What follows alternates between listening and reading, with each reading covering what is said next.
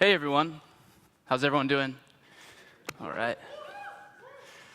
Yeah, so like Alex said, my name is Nate Van Hout, and before I start talking about exploring the unknown and trusting the unknown, I want to make it clear that I don't come from a crazy international background. I actually didn't really travel much until after my freshman year, where I spent 3 months in Nicaragua.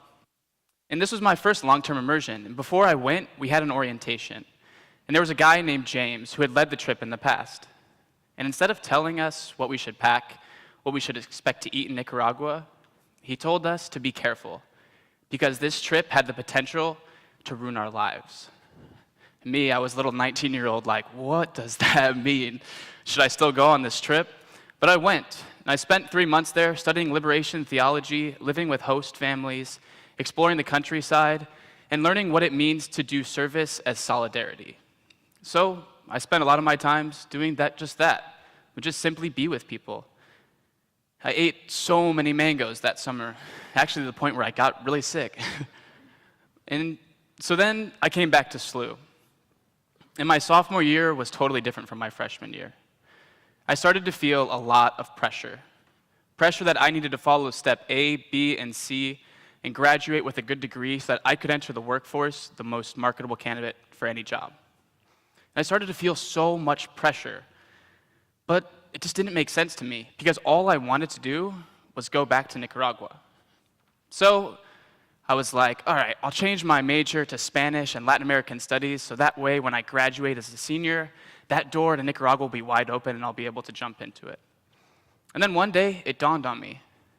I didn't really need a degree to go back to Nicaragua. I could simply just do it now. And so I decided I was going to do it now.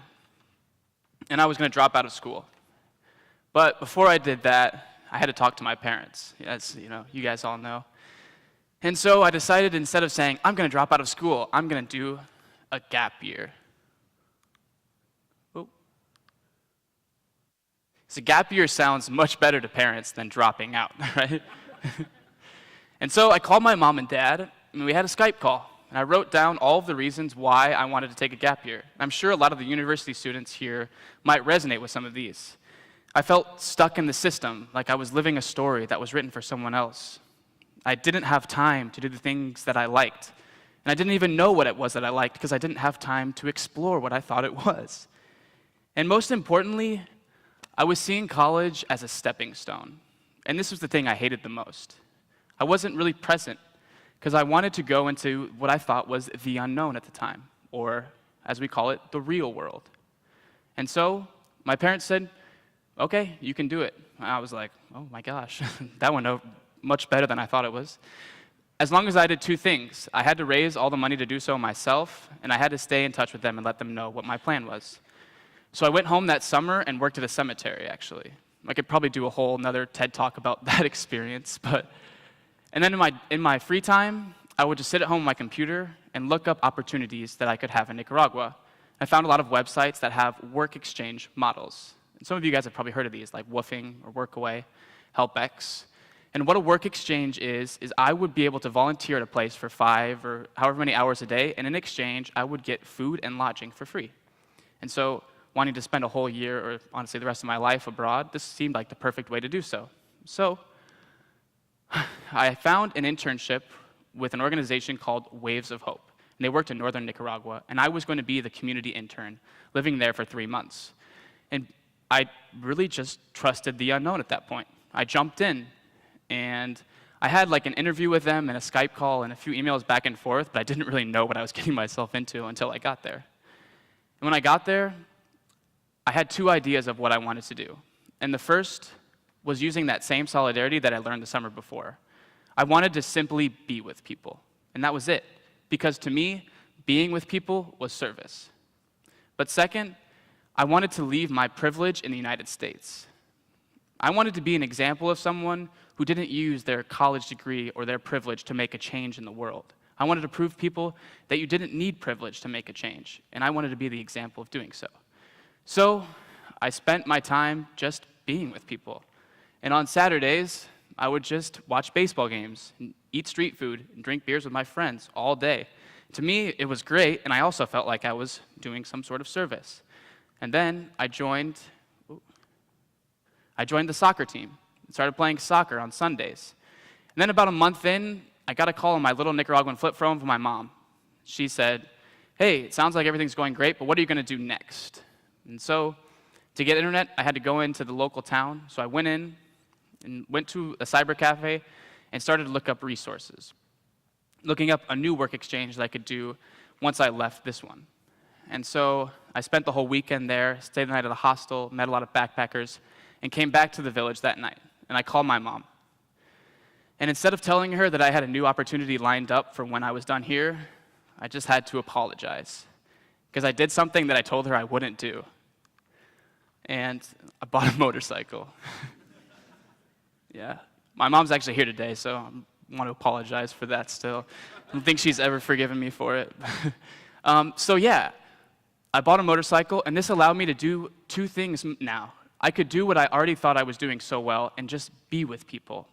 But also, I could look for these work exchange opportunities on the ground instead of looking for them on websites. So I spent my weekends riding my motorcycle around Nicaragua, going up to farms and just asking people, "Hey, how can I help you? And if I can I have food and lodging in exchange?" And then I found an opportunity at a coffee farm where I went after my internship.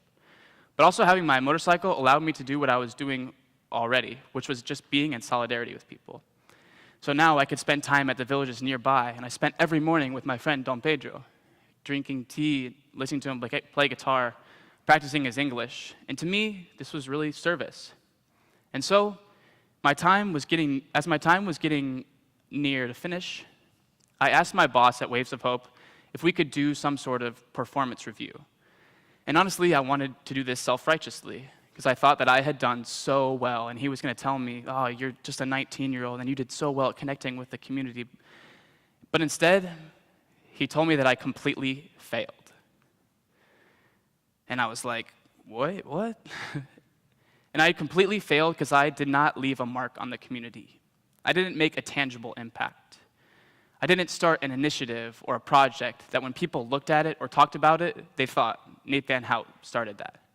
Because when I was going to leave that community the next day, there was nothing that I was really leaving behind. And that was really the first time in my life that I had failed. Yeah, of course, I'd failed a lot of tests and quizzes, and if any of my professors are out there, I'm sure they can attest to that. But when you fail a test or a quiz, there's the next one. And this was true failure, because I didn't have a chance to redeem myself. But this is what I think trusting the unknown looks like. It means accepting failure, learning from it, and moving on. And so I moved on to northern Nicaragua, and I worked on a coffee farm and hostel for about 3 months. And here I want to just talk about two people who taught me about trusting the unknown. The first is Tom, on the right. And Tom was about a 65-year-old Irishman who's never spent longer than 1 year in the same country.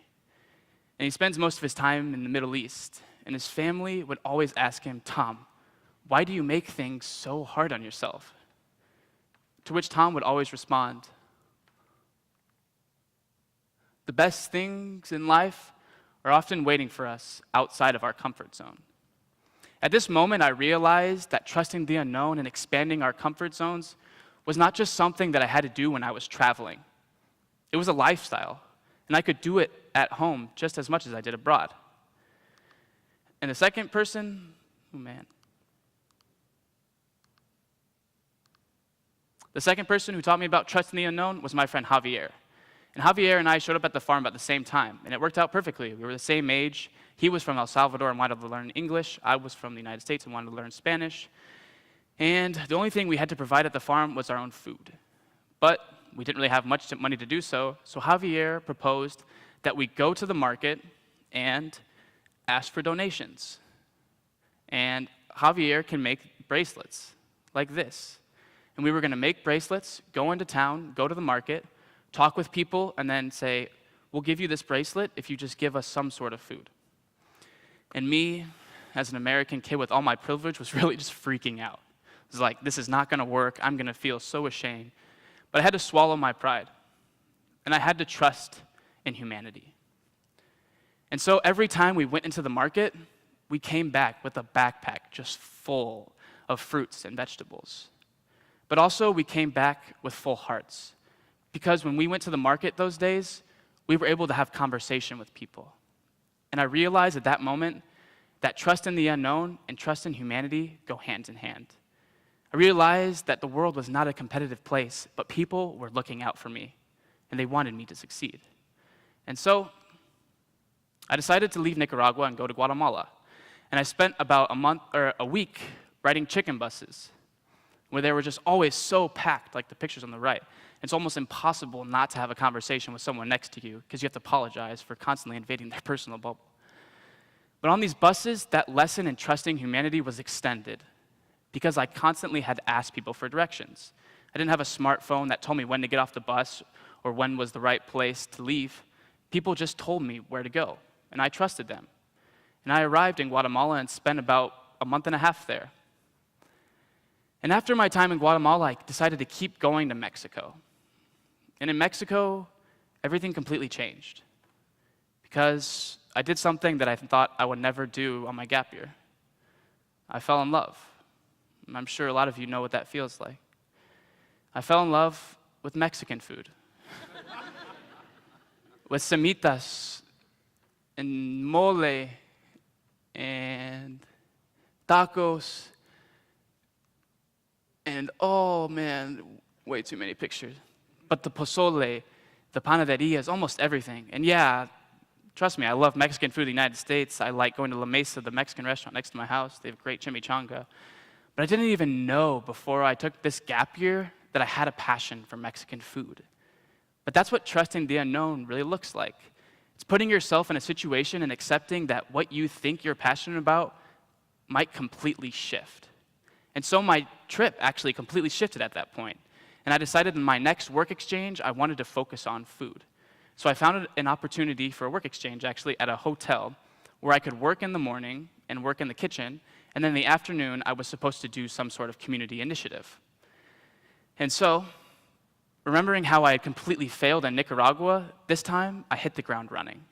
And I wasn't going to wait for something to happen.